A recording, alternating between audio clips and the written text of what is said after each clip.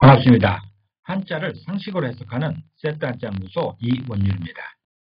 오늘은 세트 한자 제291강으로 지명 이해에 관련된 17번째 시간입니다.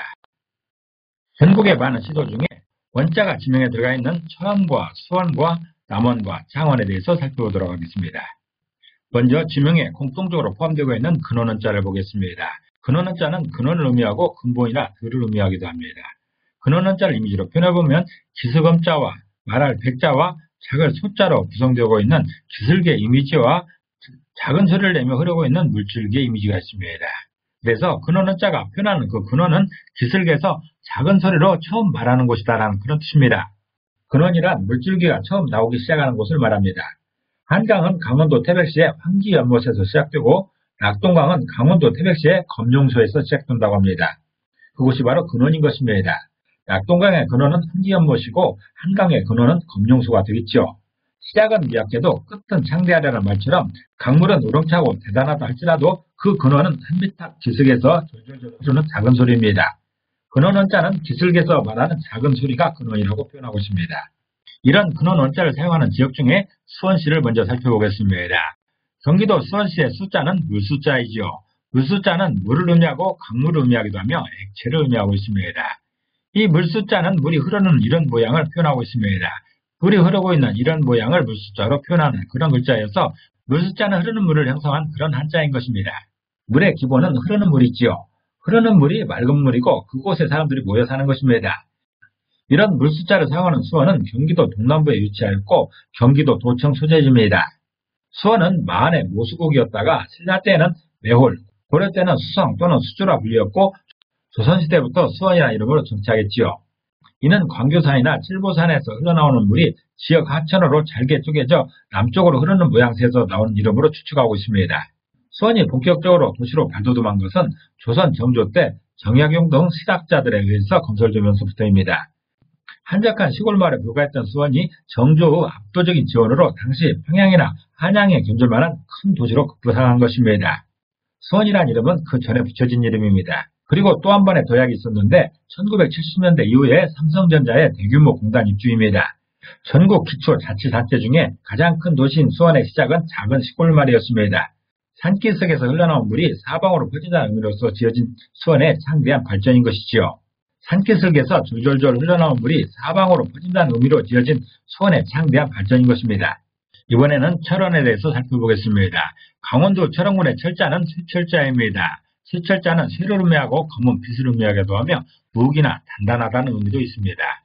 이런 쇠철자는 쇠금자와 비롯할 제자와 임금왕자로 구성되어 있습니다. 여기서 임금왕은 모든 것을 의미하고 있습니다. 임금은 모든 것을 다스리기 때문에 모든 것으로 해석하고 있습니다. 그래서 쇠철자가 의미하는 그 쇠는 광물인 금속에서 비롯되어서 모든 쇠붙이를 이루는 말입니다. 쇠철자가 의미하는 철은 광산에서 나온 광물 중에서 철의 성분을 추출한 상태입니다. 인류가 석기시대를 지나고 청동기시대를 지나서 철기시대를 맞이했죠. 이때부터 인류는 더 단단한 수단으로 무기를 만들고 쟁기를 만들었습니다. 그 단단한 수단이 바로 철입니다. 그래서 쇠철자는 단단하다 또는 견고하다는 의미로 해석하고 있습니다. 그런 쇠철자를 사용하는 철원은 단단한 지반 위에 근본이 되는 물이 시작된 것이라는 의미입니다.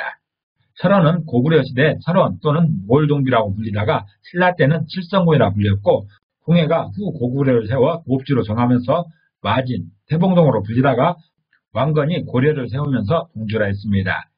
이후 고려 충선왕 때 철원부로 개명되었다가 그 지명이 오늘에 이르고 있습니다. 철원의 지반은 지표에 갈라진 틈으로 마그마가 분출되는 현상인 열화분출한 현무암이 흘러서 500m 정도 높이로 용암대지를 이루고 있습니다. 그래서 땅이 아주 단단한 것이죠. 강물에 의해 운반된 하성토와 현무암으로 이루어진 철원평화는 강원도 제1의 벽곡창지대입니다. 또한 한탄강, 대교천 등이 넓은 평야지대로 충분히 흘러들어가 수량이 풍부한 편입니다. 철원은 단단한 지형으로 물의 근원이 되는 고을이란 그런 의미입니다. 이번에는 남원에 대해서 살펴보겠습니다. 전라북도 남원시의 남자는 남역남자입니다. 남역남자는 남역을 의미하고 남쪽을 의미하지요. 임금의 자리이기도 합니다.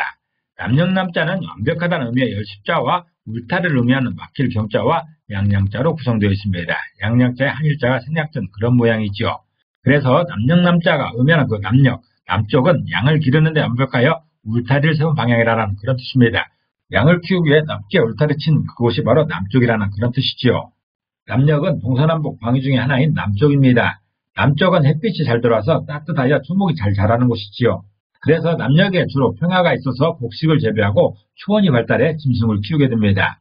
남녘 남자는 양을 키우기에 완벽한 환경이라서 울타리를 세운 방향이 남쪽이라고 설명하고 있습니다. 이런 남녘 남자를 사용하는 남원은 신라 때 붙여진 이름입니다.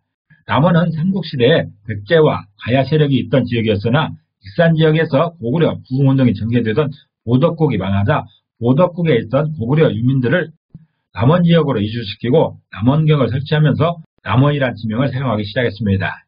남원경은 신라가 삼국을 통일한 이후에 새로 정비한 특수 행정구역인 오소경 중의 하나입니다. 왕이 살고 있는 왕경인 경주가 신라 영토의 동쪽 끝에 위치하고 있어서 그 약점을 보완하기 위해 국토의 동서남북과 중앙에 설치된 작은 수도가 오소경입니다. 그 오소경 중에서 남쪽에 위치한 곳이 바로 남원경이었고 이후 남원이라는 이름으로 정착된 것이지요. 남원은 남원경에서 유래한 지명입니다. 창원에 대해서 살펴보겠습니다. 경상남도 창원시의 창자는 창성할 창자입니다. 창성할 창자는 창성하다는 의미가 있고 번성하다 또는 곱다 등의 의미가 있습니다. 창성할 창자는 헬자와 말할 말자로 구성되어 있습니다. 그래서 창성할 창자가 표현하는 그 창성한 것은 해 아래서 말하는 모습을 말하고 있습니다. 이런 창성할 창자를 사용하는 창원은 의창과 효연을 합병한 지명에서 유래하고 있습니다. 창원은 고려 충혈왕 때 인근 두 지역이 승격되면서 의창현과 효연으로 구분되었습니다. 또 조선 태종 때 의창과 효연을 합병하면서 두 지역의 이름을 하나씩 따서 창원도로 승격하면서 창원이라 부르게 되었습니다. 이 당시 창원은 현재 창원 전 지역뿐만 아니라 낙동강 하구까지 포함되고 있습니다. 다시 말해서 창원부 안에는 마산과 진해까지 포함된 것이지요. 대한민국 정부 수립 이후에 창원시는 대표적인 공업도시로 크게 성장하게 됩니다. 창원은 대단히 넓어서 창성하다는 것과 낙동강과 내동천, 창원천, 남천 등이 시가지를 지나 마산만으로 유입되며 물의 근원이 펼쳐지는 것을 표현하는 그런 지명입니다. 창성하다는 것과 물의 근원이라는 것을 표현하고 있는 것이죠. 창원은 의창과 효연을 합병하면서 생겨난 지명입니다. 오늘은 근원 원자를 지명으로 사용하는 철원과 수원과 남원과 창원에 대해서 살펴봤습니다. 오늘도 좋은 날 평안한 하루 보내시길 기도합니다. 감사합니다.